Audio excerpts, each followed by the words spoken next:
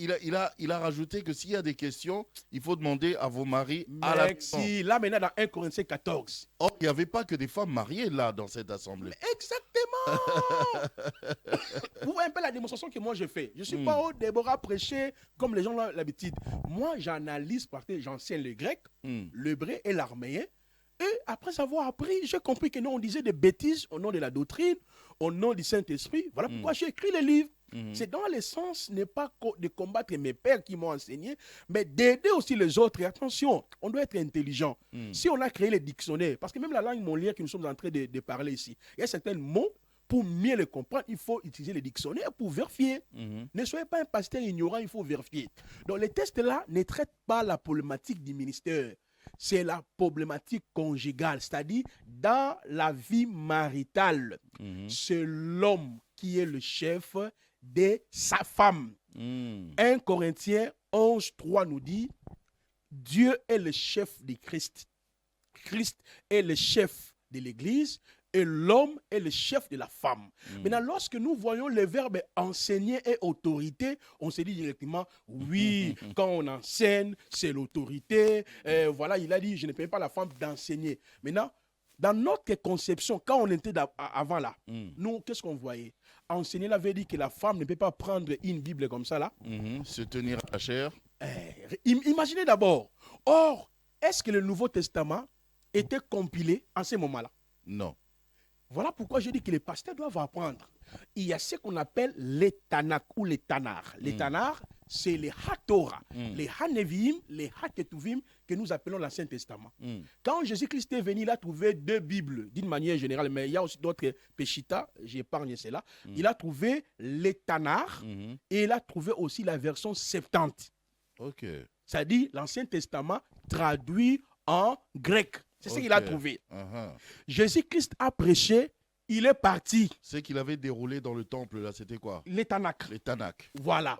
Maintenant, au 1er siècle, les textes du Nouveau Testament furent compilés dans des périodes différentes.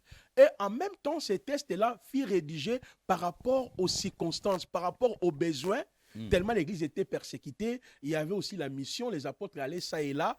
Et comme il y avait l'infiltration de fausses doctrines, les apôtres écrivaient, envoyaient des lettres dans les différentes assemblées dans le but d'aider les chrétiens par rapport aux fausses doctrines. Donc quand vous voyez le 27 livres qui composent le Nouveau Testament, ce sont des livres d'abord qui ont été rédigés dans un cadre historique, géographique, circonstanciel. Ce n'était pas culturel, ce n'était pas d'abord des livres pour que nous, les Congolais, là, nous puissions les lire aujourd'hui. Paul a dit, Jean a dit. Non, moi, je ne suis pas en Corinthe. Mais je crois à l'autorité de ces lettres-là, de toutes ces lettres-là, parce que j'en fais partie de l'Église. Mais on ne peut pas rejeter l'interprétation primaire. Par exemple, je ne permets pas à la femme d'enseigner, ni d'avoir l'autorité sur l'homme. Vous lui dites qu'enseigner, là, c'est prêcher la Bible. Pasteur, là, ça, c'est une bêtise.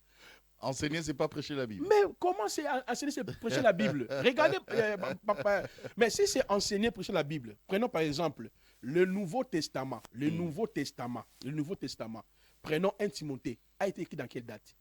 On dit 65 ans, 64 à 65 ans après le départ du Christ.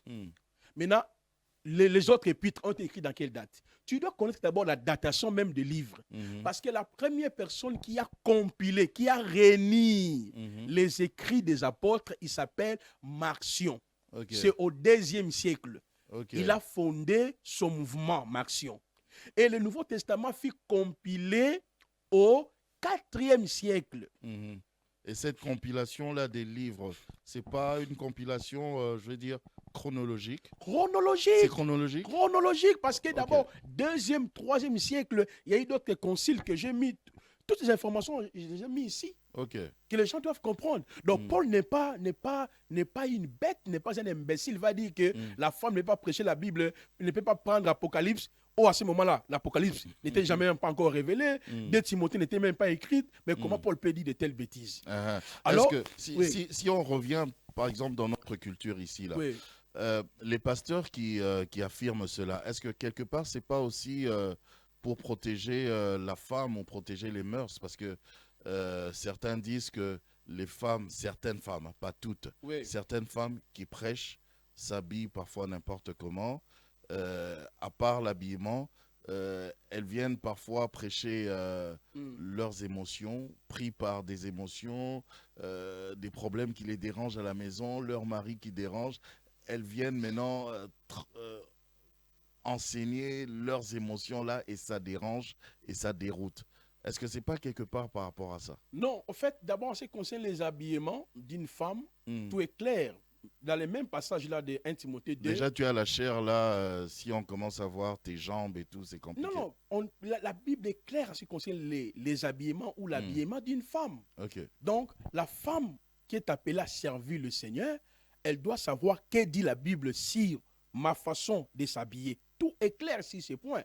En ce qui concerne même le ministère, je l'ai démontré dans cet ouvrage ici. C'est quoi l'appel? Comment Dieu appelle? Parce que l'appel, c'est une vocation céleste, Clésis ou Scopos. C'est Dieu qui nous a connus avant notre existence. Ça sera d'ailleurs votre conclusion. Hein. Voilà. Dans Galates chapitre 1er, le verset 14 à 15, Paul a dit, il a plu à celui qui m'avait mis à part dès les vents de ma mère de se révéler à moi.